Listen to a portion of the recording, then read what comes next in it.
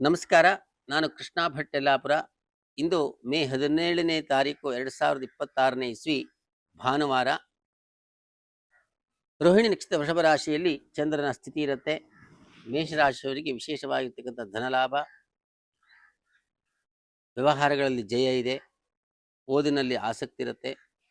ವೃಷಭ ರಾಶಿಯವರಿಗೆ ಮೃಷ್ಟಾನ್ನ ಭೋಜನದ ಪ್ರಾಪ್ತಿ ಇದೆ. ಮಿಥುನ ರಾಶಿಯವರಿಗೆ 12ನೇ ಮನೆಯ ಚಂದ್ರ ವಿಶೇಷವಾಗಿದ್ದ ಖರ್ಚು ವೆಚ್ಚಗಳು ಜಾಸ್ತಿ ಇರುತ್ತೆ. ಕರ್ಕಾಟಕ ರಾಶಿಯವರಿಗೆ ವಿಶೇಷವಾಗಿರ್ತಕ್ಕಂಥ ಲಾಭ ಇವತ್ತು ಇದೆ, ಸಂತೋಷವನ್ನು ಅನುಭವಿಸ್ತೀರಾ. ಸಿಂಹರಾಶಿಯವರಿಗೆ ಭಾಗ್ಯದಲ್ಲಿ ಚಂದ್ರ ಉಚ್ಚನಾಗಿರುವುದರಿಂದ ನಿಮಗೆ ಇವತ್ತಿನ ದಿನ ವಿಶೇಷವಾಗಿರ್ತಕ್ಕಂಥ ಲಾಭಗಳು ಪ್ರಾಪ್ತಿಯಾಗುತ್ತೆ.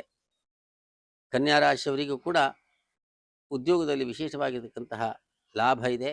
ತುಲಾ ರಾಶಿಯವರಿಗೆ ಅಷ್ಟಮದಲ್ಲಿ ಚಂದ್ರ ಉಚ್ಚನಾಗಿದ್ದರೂ ಕೂಡ ಉದರ ಭಾಗದಲ್ಲಿ ಸ್ವಲ್ಪ ನೋವಿರುತ್ತೆ, ಹೊಟ್ಟೆ ನೋವು, ತಲೆನೋವು ಈ ಥರ.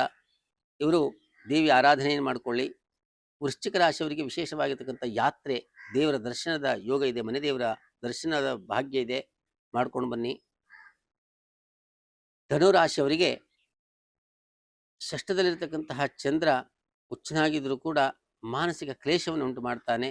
ಆದರೆ ಗುರುವಿನ ಅನುಗ್ರಹ ನಿಮಗಿದೆ, ಗುರು ಸ್ತೋತ್ರವನ್ನು ಪಠಿಸಿರಿ. ಮಕರ ರಾಶಿಯವರಿಗೆ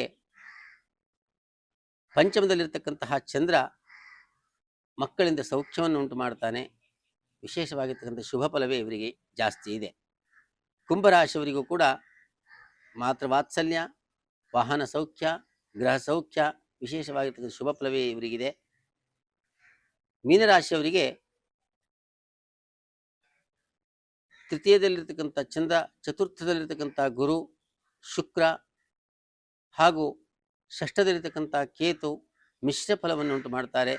ನವಗ್ರಹ ಸ್ತೋತ್ರಗಳನ್ನು ವಿಶೇಷವಾಗಿ ಪಠಿಸಿರಿ, ನಿಮಗೆ ಶುಭ ಆಗತ್ತೆ. ಸರ್ವೇ ಜನಾಃ ಸುಖಿನೋ ಭವಂತು. ಓಂ ಸ್ವಸ್ತಿ. ಪ್ರಪಂಚ